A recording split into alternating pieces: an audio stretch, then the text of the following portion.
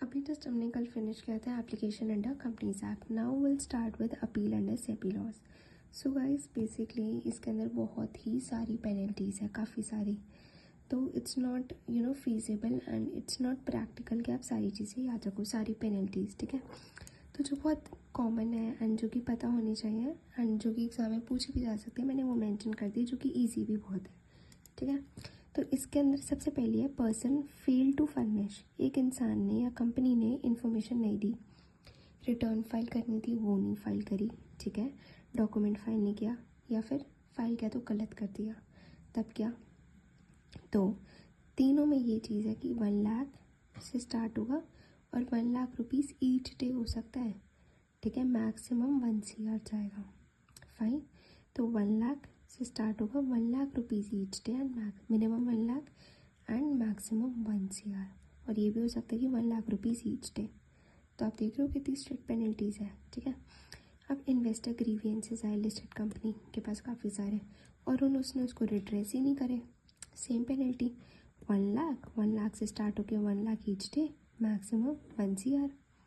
Stock broker से कोई गलती हो गई तो 1 लाख से स्टार्ट होके, इसमें बस अलग है कि जो भी उसने गलत किया ना 4 टाइम्स, सोच रहे हो आप, 4 टाइम्स आउट ऑफ फॉल्ट, और जो भी हायर होगा वो लगेगा सीधा उस पर.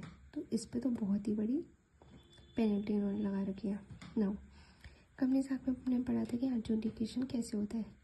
क्या होता है, adjudicating authority show cause notice भेजता है कंपनी को. इसके अंदर क्या सिस्टम है, सेबी के अंदर क्या होता है, सेबी अपॉइंट करता है वही एडजुडिकेटिंग ऑफिसर, जो कि not below the rank of divisional chief, जो कि डिविजनल चीफ से बिलो रैंक का नहीं होता. ठीक है.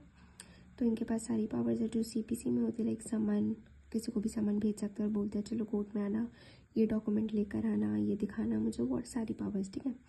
तो एडजुडिकेटिंग अथॉरिटी ऑफिसर भेजेगा कंपनी को शो कॉज नोटिस, SCN भेजेगा, शो कॉज नोटिस. ठीक है. तो कंपनी को रिप्रेजेंट करना होगा. ठीक है. फिर पार्टीज अपेयर होगी, एविडेंस प्रोड्यूस होगा, जो भी सही लगता है वो जजमेंट आएगा. ठीक है. और बोर्ड में अपॉइंट है प्रिसाइडिंग ऑफिसर. ये भी ऐसे कि इन्वेस्टिगेशन में वो प्रिसाइडिंग ऑफिसर अपॉइंट कर सकते हैं कि तुम करो. अब पेनल्टी हमने पढ़ा था पिछली बार भी कि अब क्या क्या देखोगे, size of business, nature of business. ठीक है. रेपुटेशन कितना है, कितना अमाउंट तुमने गेन किया, कितना लॉस हुआ इन्वेस्टर्स को. ठीक है. ऐसे करके पेनल्टी का अमाउंट, क्वांटम हम निकाल लेंगे. फिर आता है कि हम कैसे करेंगे पनिशमेंट. या तो हम उसका अटैचमेंट करेंगे 3 चीज़ें. क्या, bank account, property, immovable property, movable और इमूवेबल. कोई भी उसकी movable property, for example phone है, अटैच कर लिया. इमूवेबल उसकी कोई लैंड है वो अटैच कर ली. या अगर उसने, ये जब है अगर उसने पेनल्टी नहीं दी, तो पेनल्टी नहीं देगा तो हम उसकी प्रॉपर्टीज अटैच कर लेंगे. वो भी नहीं हुआ तो हम उसको अरेस्ट कर लेंगे. ठीक है. अरेस्ट कर लेंगे और कोई भी रिसीवर अपॉइंट कर देंगे जो मैनेज करेगा, उसकी जितनी सारी प्रॉपर्टीज़ को मैनेज करेगा. तो हम ये सारी चीज़ें कर सकते हैं. पहले बात हम पेनल्टी लगाएंगे, पेनल्टी नहीं दी तो अटैच करेंगे, वरना फिर उसको ही अटैच कर लेंगे, तो अरेस्ट कर लेंगे, फिर अपॉइंट कर देंगे. ठीक है.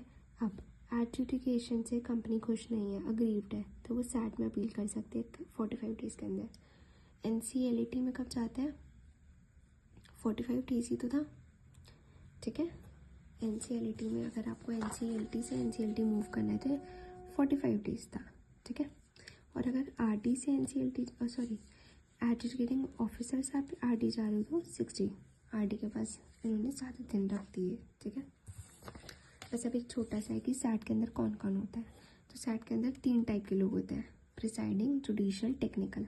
ठीक है. Presiding officer, judicial, technical. Presiding officer कौन है, प्रिसाइडिंग मतलब बड़े बड़े होंगे, जज, रिटायर्ड जज सुप्रीम कोर्ट के या हाई कोर्ट के, और जो सर्व कर रहा है सुप्रीम कोर्ट 7 सालों से. तो प्रिसाइडिंग सुप्रीम कोर्ट या हाई कोर्ट के रिटायर्ड जज, या फिर हाई कोर्ट में 7 साल काम किया जिन्होंने. टेक्निकल मेंबर कौन होता है, टेक्निकल मेंबर वही जो टेक्निक से बना है ना, टेक्निकल, तो जिनके पास कम से कम 15 साल का एक्सपीरियंस है. किसमें, फाइनेंशियल सेक्टर में. फाइनेंशियल सेक्टर में उनके पास 15 साल का एक्सपीरियंस है, ठीक है। जुडिशियल मेंबर कौन होते हैं? जज ऑफ हाई कोर्ट। जुडिशियल से जुडिशरी, तो हाई कोर्ट के जज होंगे। 15 ईयर एक्सपीरियंस वाले फाइनेंशियल सेक्टर में टेक्निकल हो गए, ठीक है, प्रिसाइडिंग और बड़े हो गए। सो सेंट्रल गवर्नमेंट अपॉइंट करती है प्रिसाइडिंग ऑफिसर को, और इनका टेन्योर होता है कि 5 साल के लिए अपॉइंट होता है, और एलिजिबल है रीअपॉइंटमेंट के लिए 5 साल के लिए और हो जाएंगे। और सैट की अभी बेंच का है मुंबई में, क्योंकि हमारी सबकी सिक्योरिटी मार्केट भी मुंबई में ही है। मुंबई 5 years + 5 years, ठीक है। सो दैट्स इट, हमने ये पार्ट बी का ख़त्म कर लिया है।